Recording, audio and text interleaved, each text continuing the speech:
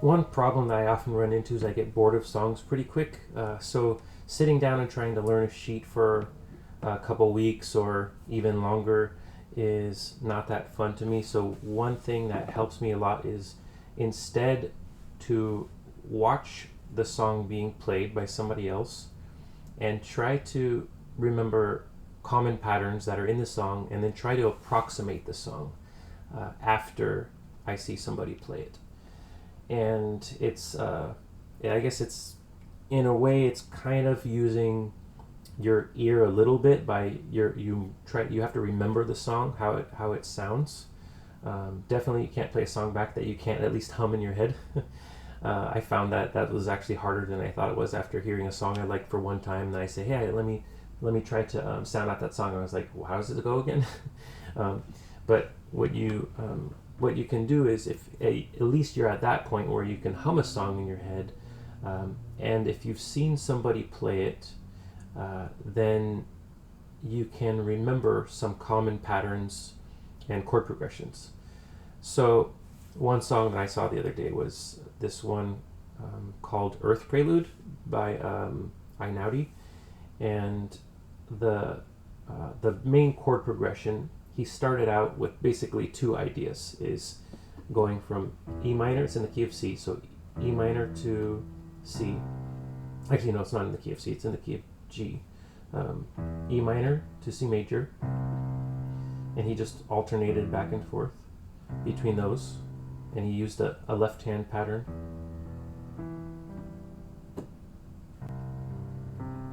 Okay, that's easy to remember. It's just a 1 5 1 back over to the third. 1 5 1 back over to the third, C major. And he just kept repeating that. And then he did a little, it's called ostinato, where you repeat notes.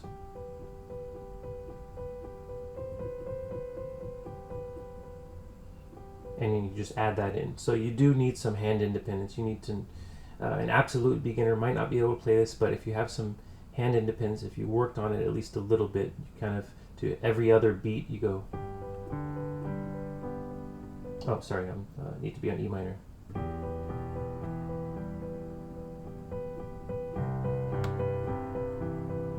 And I'll throw this one in there.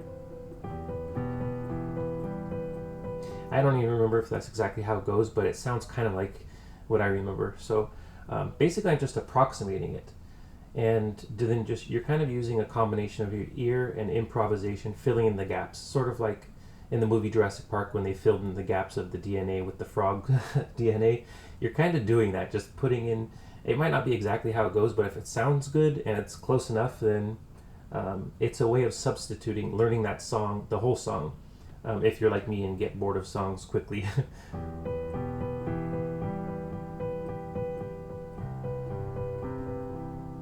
Use dynamics where you're not just playing mechanically, but enjoy it. And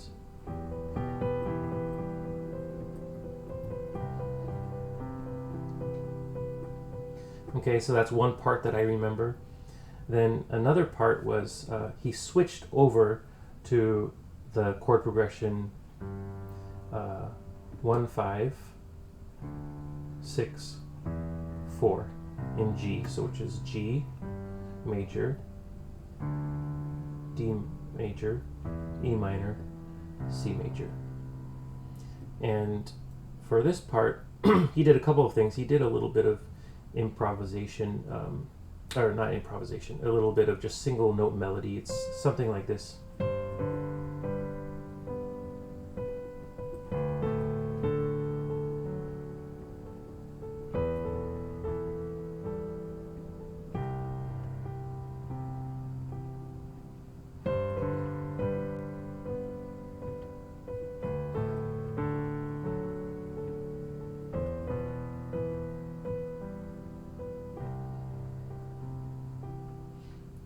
So I'm just throwing it. That's not how it goes, but it sounds close enough. It's just off of basically combination of memory and playing around with the notes.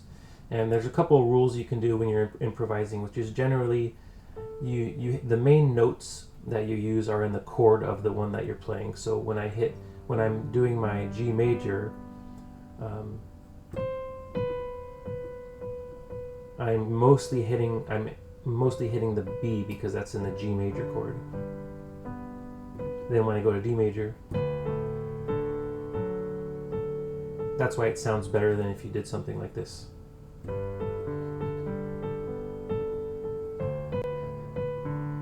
That doesn't sound right because your melody doesn't match your chords. As long as your melody matches your chords, you can generally approximate it. And then you also can cut out parts of the song too. If you don't want to play it, you don't remember it, or you don't think it sounds as nice, then you don't need to play it. But that was the next part of the song that I remembered. And then a third part of the song I remembered, and again, you could put all these together in any order you want. Just kind of playing it, figuring out, making it your own, and then remember it as you make it your own. You don't need to play it exactly, but you can play the song by approximating it. And so approximating your songs is a great way of being able to learn music very, very, very fast and try different things and enjoy it. And so I'm not saying there's no place for learning music note for note. There definitely is, and you should. But for me, this is something that keeps my motivation going because I would get too bored just trying to play off of sheets. The next part that I remember that was generally kind of like this is it had a lot of octave ostinatos.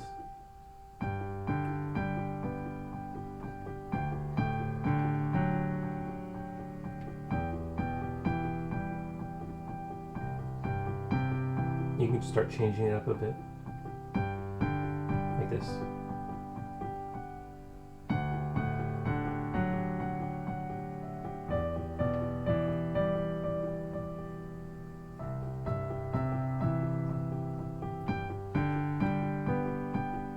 And you can even go up. And I'm matching what's in the chord that I'm playing.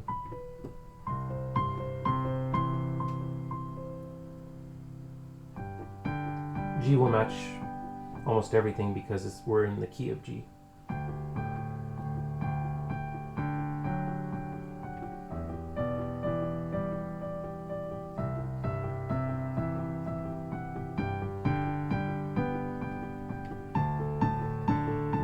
You can play louder as you get.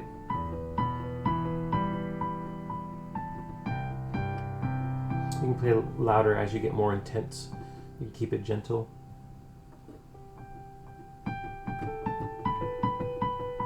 So play around with the dynamics, but yeah, that's a quick way of learning a song quickly is approximating it and not needing to be perfect, not needing to hit every note. Yeah, take that, and a lot of people are against synthesia videos, you know, the dropping notes where you can watch somebody play.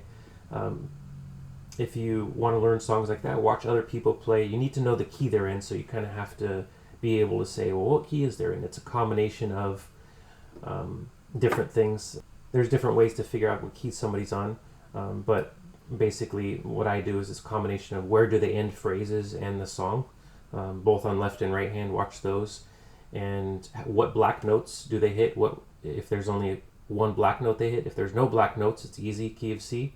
If there's only one black note, it's usually, if they hit this one, they're usually the key of G. If they hit this one, it's the only black note they play, that's the key of F. Or it could be, if it's a sad sounding song, then it might not be that particular key of F major, but it could be in the key of D minor, because D minor has the same notes as F major, so they would end on D minor if that's the only black note in there. These are just a couple ideas. There's other ways you can do that. I'll try to remember to plan to make another video about that if you're interested. But once you find out the key, then you can keep your eye on the left hand, figure out the chord progression, try to remember the main ones, the main melody riffs, put those two together and make it your own. and it doesn't have to be as complicated. Sometimes I have to simplify what other people are doing when I'm watching them because I can't play what they're playing. But yeah, it's a lot of fun.